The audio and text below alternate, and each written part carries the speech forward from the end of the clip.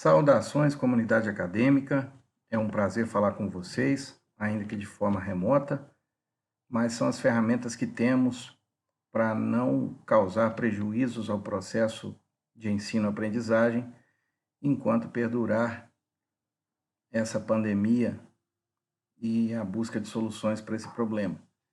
Essa aula é dedicada ao 9º período e trata do procedimento do Tribunal do Júri. Nós teremos várias aulas para tratar do procedimento do júri. Essa é a primeira delas. Vocês devem estar lembrados que nas aulas presenciais, nas últimas aulas, nós tratamos das garantias constitucionais do júri.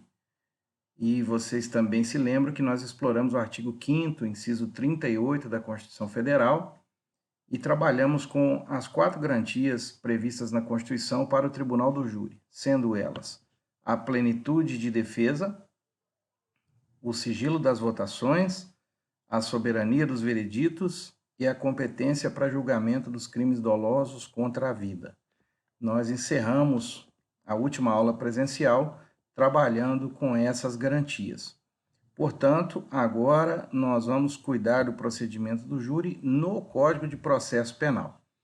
E eu já peço a licença de vocês para abrir aqui a tela.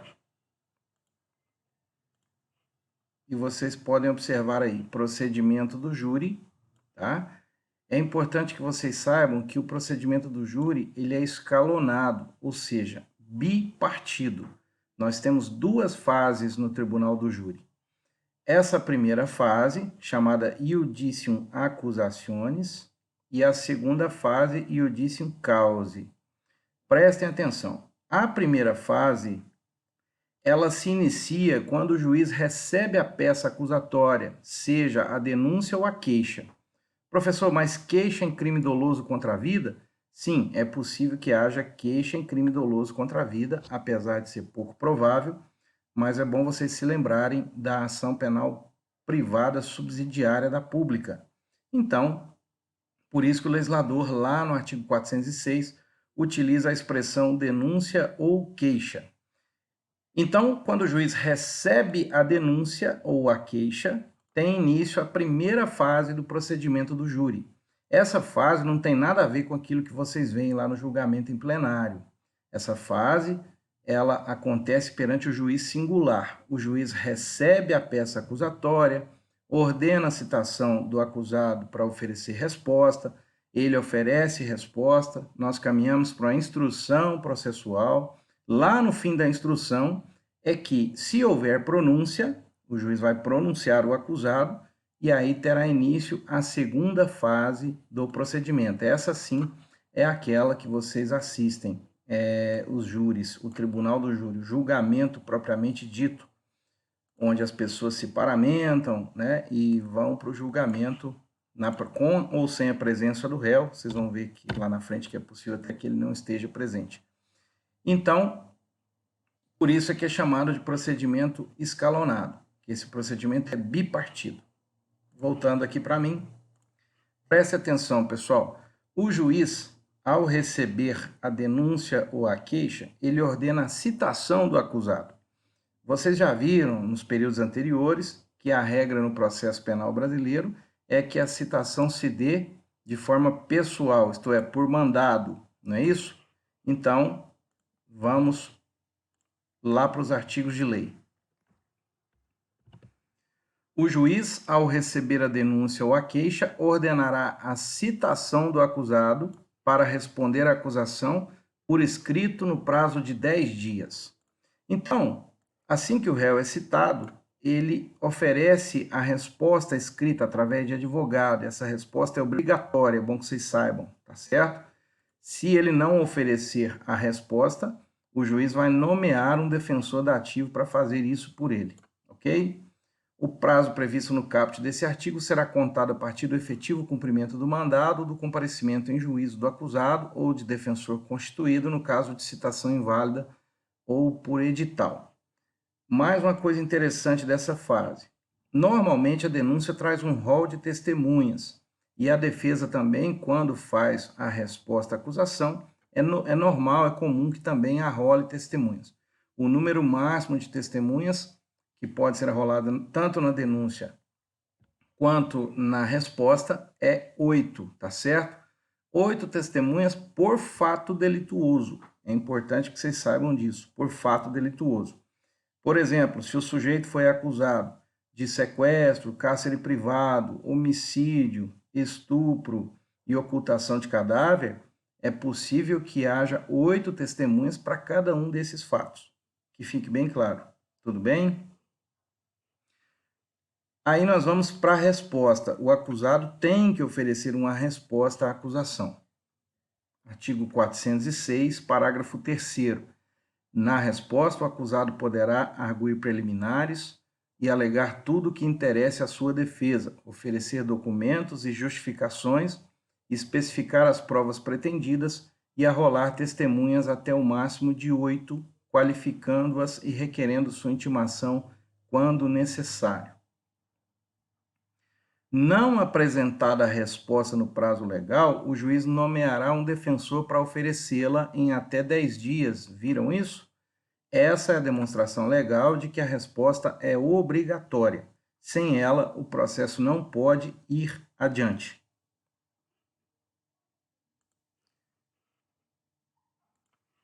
Veja bem, pessoal, o procedimento do júri, a primeira fase desse procedimento, é bem parecida com o procedimento comum, bem parecida. Só que ao final do procedimento comum, nós temos uma sentença de mérito. E ao final do procedimento do júri, nós não temos sentença de mérito. O que nós temos é uma decisão que pode, aliás, ser de mérito desde que o réu seja sumariamente absolvido. O que vai acontecer é, se o réu for para o júri, é porque ele será pronunciado antes. Então, ao término desse procedimento do júri, o juiz, ao invés de proferir uma sentença de mérito, se o réu for para o júri, a sentença não é de mérito, será uma sentença de pronúncia, melhor dizendo, uma decisão de pronúncia. Portanto, voltando aqui ao texto da lei, apresentada a defesa, o juiz ouvirá o Ministério Público ou o querelante sobre preliminares e documentos em 5 dias. Pessoal, se porventura a resposta trouxer preliminares e juntar documentos que porventura ensejem a absolvição sumária, o artigo 409 determina que o juiz ouça primeiro a acusação, né, ou seja, o Ministério Público ou o querelante, sobre essas preliminares e sobre documentos que forem juntados antes de decidir, porque às vezes a preliminar arguída pode dar ensejo ao encerramento do processo. Então, é por isso que a parte contrária deve ser ouvida sobre preliminares e documentos. 410 fala que o juiz deve determinar a inquirição das testemunhas e a realização das diligências pelas partes no prazo máximo de 10 dias. Esse prazo, apesar do artigo permitir uma dupla interpretação, esse prazo, há um consenso na doutrina de que esse prazo aqui é para o juiz decidir, e não para que aconteçam as diligências. É para que o juiz decida, tá certo? Prazo máximo de 10 dias. O juiz tem que decidir. Em seguida, nós vamos caminhar para a audiência de instrução. Da mesma forma que vocês viram lá no procedimento comum, a audiência de instrução, ela é una. Todos os atos processuais vão acontecer numa só audiência, tá certo? Nessa audiência, nós vamos produzir todas as provas. Nós vamos, por exemplo, olha aqui,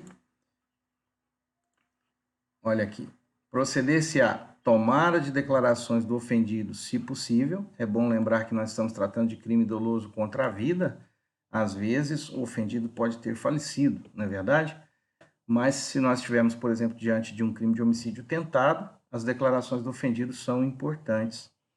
Aí, depois, logo em seguida, inquirição das testemunhas arroladas pela acusação e pela defesa nessa ordem. A lei determina que a inquirição aconteça nessa ordem, isto é, as testemunhas arroladas pela acusação, devem ser ouvidas antes das testemunhas da defesa. Se porventura acontecer a inversão da ordem de produção dessa prova, nós podemos ter nulidade? Podemos, tá certo? Então vamos escrever aqui. a inversão da ordem gera nulidade, vírgula, que, no entanto, é relativa. Isto é, seu reconhecimento demanda alegação no tempo oportuno, melhor dizendo, alegação oportuna e demonstração do prejuízo. Ok? Não se esqueçam disso. Se porventura houver a inversão da ordem de produção da prova testemunhal, nós podemos ter nulidade? Sim. Só que essa nulidade é relativa e, como toda nulidade relativa, ela demanda alegação oportuna e demonstração do prejuízo. Tudo bem?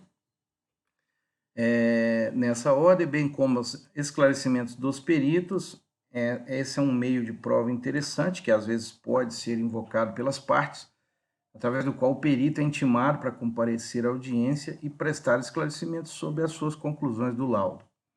Logo em seguida, há cariações, também é possível que haja cariações, vocês já viram nos períodos anteriores o que é a cariação, é a possibilidade de se colocar frente a frente acusados, acusado e testemunha, testemunha, testemunha, testemunha e ofendido, enfim.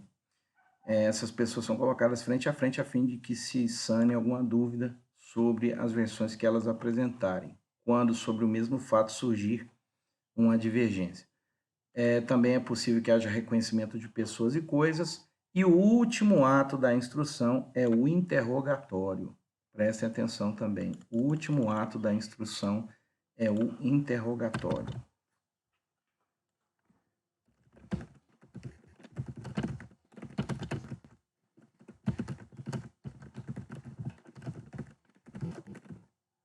Por quê? Porque o interrogatório é meio de prova e também meio de defesa. Tudo bem? O interrogatório é meio de prova e também é meio de defesa. Por que o legislador decidiu deixar o interrogatório por último? Até 2008, meus amigos, o interrogatório era o primeiro ato da instrução processual penal. O legislador chegou à conclusão de que, por se tratar de um meio de defesa, é interessante que o réu seja o último a dar a sua versão dos fatos. Por quê? Porque ele participa da instrução. O réu está presente durante a instrução e dá a sua versão sobre os fatos. Ou seja, depois que o réu presencia toda a instrução processual penal, é que ele tem condições de formar a sua versão sobre os fatos, de oferecer resistência a determinada versão apresentada por alguma testemunha. Enfim, o interrogatório é o único momento em que o réu patrocina sua própria defesa, ele estrutura sua autodefesa, salvo nos casos, é claro, em que o réu for seu próprio advogado, né, estiver atuando em causa própria. Mas, fora esses casos, o interrogatório é a única oportunidade em que o réu traz a sua versão sobre os fatos. Por isso que o legislador deixou o interrogatório por último. As dúvidas que vocês eventualmente tiverem sobre o interrogatório, procurem o artigo 185 e seguintes do Código de Processo Penal, que também é matéria que já foi vista. Encerrado o interrogatório, nós temos as alegações finais das partes, que, segundo a regra da lei, devem ser orais. Vamos lá. As alegações serão orais, concedendo-se a palavra respectivamente à acusação e à defesa pelo prazo de 20 minutos, prorrogáveis por mais 10. Está aqui. As alegações serão orais, concedendo-se a palavra respectivamente à acusação e à defesa, pelo prazo de 20 minutos, prorrogáveis por mais 10. Havendo mais de um acusado, o tempo previsto para acusação e defesa de cada um deles será individual. O assistente também, se houver assistente, ele terá 10 minutos para falar após a manifestação do Ministério Público, e esse prazo é acrescido ao prazo da defesa, ou seja, havendo assistente, a defesa passará a ter 30 ao invés de 20 minutos. Presta atenção, pessoal, pela regra da lei, as alegações devem ser orais, mas a realidade do país nos demonstra que, na verdade, isso quase nunca acontece, as alegações ficam por memoriais. Por quê? Devido ao excesso de processo, excesso de serviço que acumula nas varas criminais do país, acaba não sendo possível oferecer as alegações sob forma de memoriais, porque isso acaba atrasando muito a audiência e as alegações ficam sendo por memoriais, não sendo possível oferecer de forma oral, conforme eu disse. Então, terminadas as alegações, o juiz vai proferir uma decisão. E sobre essas decisões nós vamos para a próxima aula.